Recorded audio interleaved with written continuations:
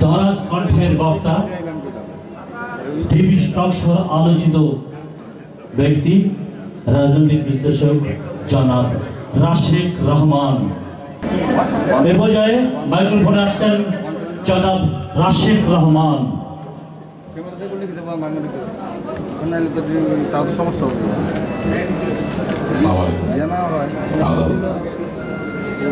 আমি খুব অল্প সময় আমার বক্তব্য শেষ করে দেব,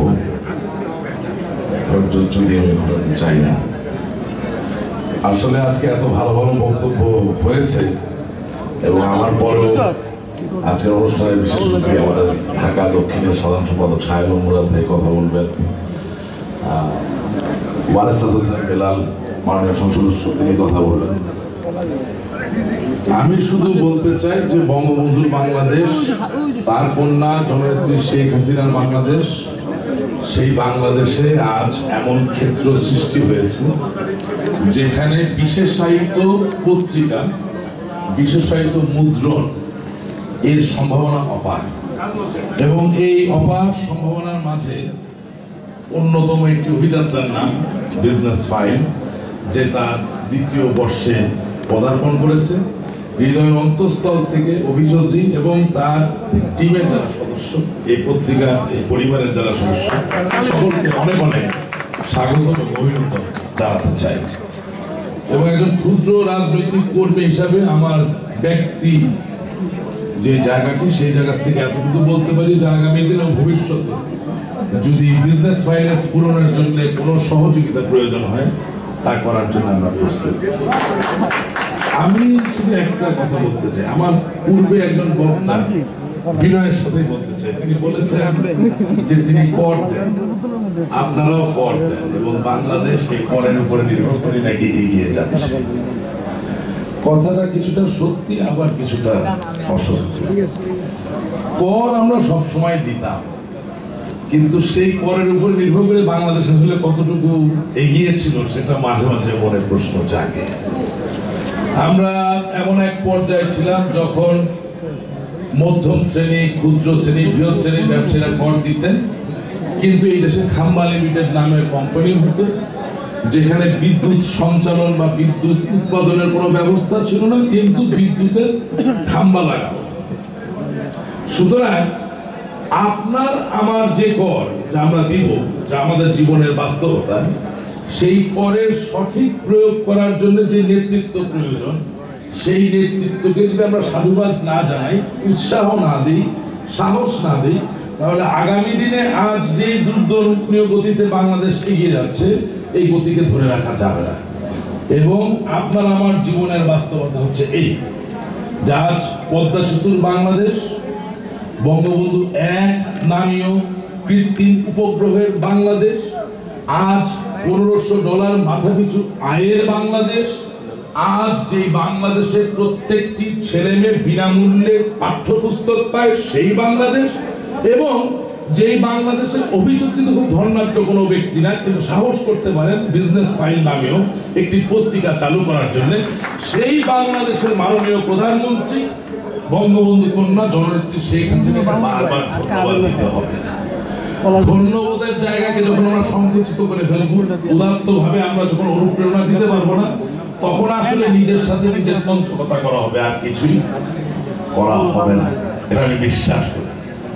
আর 2017 সাল, আমাদের সবার কাছে ফেসবুক আছে, সবার কাছে ভাইবার, হোয়াটসঅ্যাপ আছে, টেলিভিশনের 25টি চ্যানেলও আছে। আমরা সকলেই গণতন্ত্র বুঝি। গণতন্ত্র বুঝতে বলতে যা বুঝায় আমরা বুঝি 5 বছর পর পর ভোট দিব, যাকে ইচ্ছা তাকে ভোট দিব। এটা যেমন সত্য, এটাও সত্য যে কোনো গণতান্ত্রিক প্রক্রিয়ার মধ্য দিয়ে যদি অন্যায় প্রতিষ্ঠিত হয়, তাহলে সেটার গণতন্ত্র থাকে না। আবার কোনো গণতান্ত্রিক প্রক্রিয়ার মধ্য দিয়ে যদি ন্যায় প্রতিষ্ঠিত হয়, তাহলেই শুধুমাত্র সেটা গণতন্ত্র। অর্থাৎ আমি যেটা বোঝাতে চাচ্ছি, আপনি আমি গণতান্ত্রিক নৌকায় বা গণতান্ত্রিক কোনো বাহনে পদার্পণ করার মধ্য দিয়ে এমন কোনো অপশক্তিকে বাংলাদেশের শাসন করার দায়িত্বে নিয়ে আসলাম, যারা 1971 সালে রাজাকার আল বদর আল শামসের গাড়িতে পতাকা তুলে দিবে, বাংলাদেশের জাতীয় পতাকা, সেটা তখন গণতন্ত্র নামীয় একটি প্রতারণা ছাড়া কিছুই হবে না। সুতরাং ভোটের অধিকারের আগে গণতন্ত্রের সত্যিকার মূল্যবোধ কি তার সাথে আমাদের সম্পর্ক স্থাপন করতে হবে।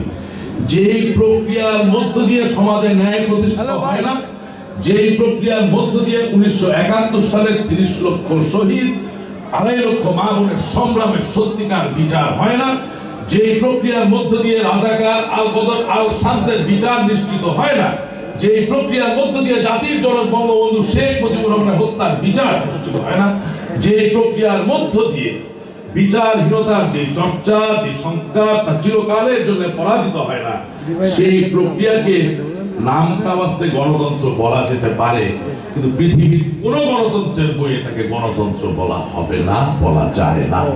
এবং এই ক্ষেত্রে একটাই মাত্র প্রায়োগিক উদাহরণ শুধু আপনাদেরকে দিয়ে যেতে চাই, আই হোপ আপনারা বিরক্ত হচ্ছেন না। 1861 থেকে 1865 সাল মার্কিন যুক্তরাষ্ট্রে আব্রাহাম লিঙ্কনের নেতৃত্বে একটা গৃহযুদ্ধ হয়েছে। যে গৃহযুদ্ধ ছিল মার্কিন যুক্তরাষ্ট্রের শ্বেতাঙ্গের বিপরীতে কৃষ্ণাঙ্গের যে মুক্তি, কৃষ্ণাঙ্গের যে অধিকার, ন্যায় প্রতিষ্ঠা, সেই যুদ্ধে তা নিরূপণ করা হয়েছে। অর্থাৎ এই বারাক ওবামা নামের যে রাষ্ট্রপতির সাথে আজ আমরা পরিচিত, সাবেক রাষ্ট্রপতি মার্কিন যুক্তরাষ্ট্রের প্রথম কৃষ্ণাঙ্গ, তিনি কোনোদিনও মার্কিন যুক্তরাষ্ট্রের কৃষ্ণাঙ্গ রাষ্ট্রপতি হতে পারতেন না যদি 1861 থেকে 1865 সালের সেই গৃহযুদ্ধ সংঘটিত না হতো।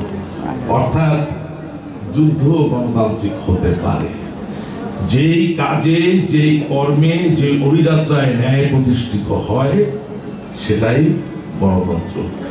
আজ বাঙালির এই বাংলাদেশের পরিশুদ্ধ করার প্রক্রিয়া চলছে, এই বড্ড গণতান্ত্রিক প্রক্রিয়া।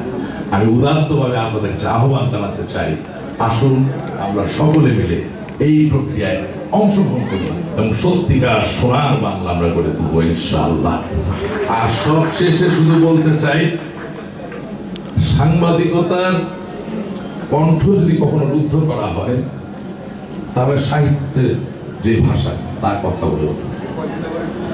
আর সাংবাদিকতার ভাষা হচ্ছে তথ্য, তত্ত্ব, উপাত্ত। সাহিত্যের ভাষা হচ্ছে সত্য। তথ্য সত্যের উপরে নির্ভরশীল। আপনার আমার জীবন এ আলোকিত হবে কি হবে না, এর সত্যিকার প্রস্ফুটন আমরা দেখতে পারবো কি পারবো না, এটাও সত্যের উপরে নির্ভরশীল।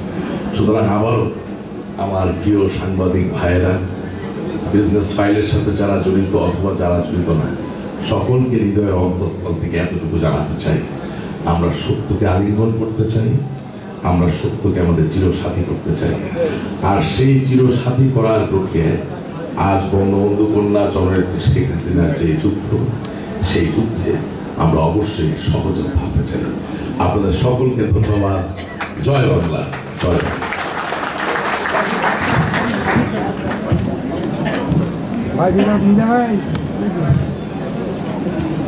ধন্যবাদ রাশেক রহমানকে।